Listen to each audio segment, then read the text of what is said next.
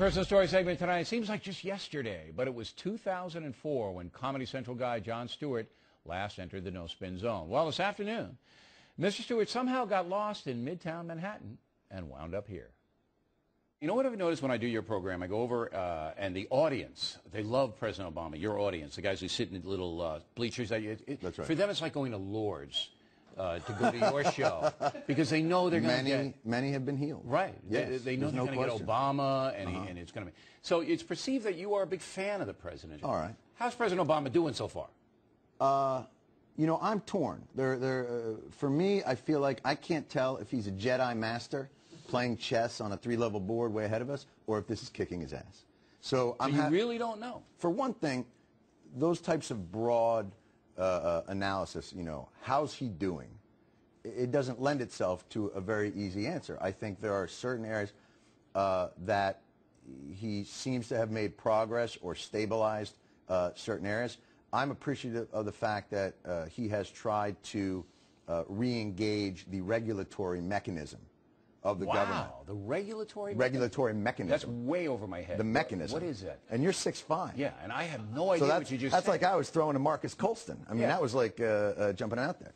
So what is the idea that we would have people there checking if there was lead in our toys. Okay, so protecting the folks using the federal government's power. He's made strides in doing that. You know, that's a pretty smart analysis. You know, a lot of people don't think you're smart. Thank you very much. Wow. Did your writers come up with that, or did you? No, they're in my pocket. All right, so you think that he's doing okay in some areas. Certain jobs. And not okay in others. Give me a not okay. I think he has decided that Congress is an equal branch of government. Huge mistake. You can't just walk in there as the next guy and say, let's go back to power sharing. 3 equal branches. No good. No. Right. You got to go in there, my friends. You want to pass a law I don't like? Signing statement. Here's how we're going to do health care. Boom, boom, boom. You don't like it? You get in line. So he's been too much of a team player. It allows too much room for different narratives to take hold. For instance, a narrative that might emanate from, you know, the no-spin zone. From here. From a news organization. You know, that's actually another astute point, and you've shocked me twice now with the regulatory thing. Did you notice I used the word ilk? I did, but I ignored it. All right. But anyway, so you say that President Obama, instead of driving home a few pieces of legislation so that everybody can understand what he's doing, that's right. Using the bully pulpit gathers too many people under the tent, and there's too much discussion, thereby leading to too much sniping, and you don't get anything done. If you allow too much nitpicking on the edges of legislation, it will be necessarily turned into a type of lobbyist gruel. Lobbyist gruel? Lobbyist gruel. That's the porridge that the lobbyists would eat. Excellent. Without making a strong case to the public, you have no leverage because the real power takes place Let me distill this so either I can understand it. Can we get the table? Can we get the table, what I'm doing? You see what I'm doing here? Yeah, I see it. That's what's going on here. Okay. It's very impressive. Now I'm a spider. You want some crayons? We can do that. Good. What about these evil Republicans blocking everything he does? They don't, you know, those Republicans, they don't want anything. Right. They want nothing. Why do we put up with these people?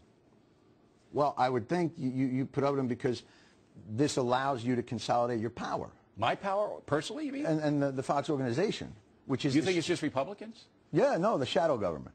You know how all this works, right? No, I really don't. But let me get a chalkboard. Is Glenn here? Can I get a chalkboard? Yeah, but do you believe that the Republicans are blocking this just because they want to embarrass Obama and get him out of there? I don't know what their motivation is, but it seems pretty clear that they would prefer not to do anything unless it's the thing they would like to do. But the president won't give the GOP anything. He's nothing in there. I disagree with that. What did they get? What did the president give him? Well, when he had, I don't know if you saw, there was a press conference that he did with the Republicans. Yes, I saw it. And he was talking about tax credits. Tax credits are business. Then he was talking about tort reform, and he said, look, I would like to put tort reform on the table, but even the CBO says it's only about $5 billion a year, maybe not 2 percentage points off of what medical costs are, but I'm happy to talk about it. Why? So, just put it in.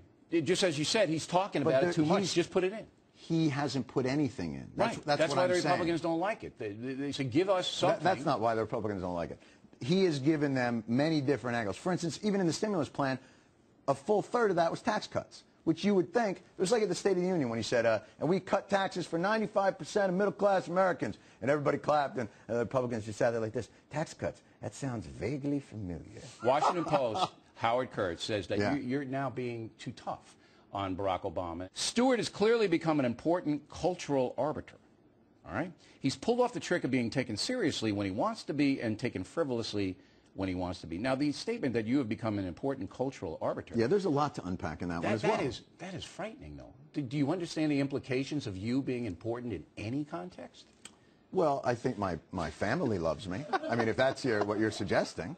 I'm just stunned that this has found its way into print. Listen, Mr. Rowe, I'm just happy to be in the major leagues here. Thanks for calling me up to the show.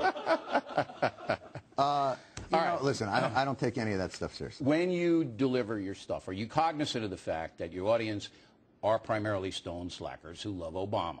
And when you criticize Obama, all right, you may be turning on them. We don't think about who is receiving it. We think about how it feels to us. All right, so we if have it's an funny internal to you, barometer. you're going to do it. That's right. Okay. Or if it feels like a valid piece of absurdity to put out there, we vet things internally. I can't, whatever you say, someone's not going to like. Okay. All right, coming next, Stewart has been kind of tough on Fox News, and we will confront him.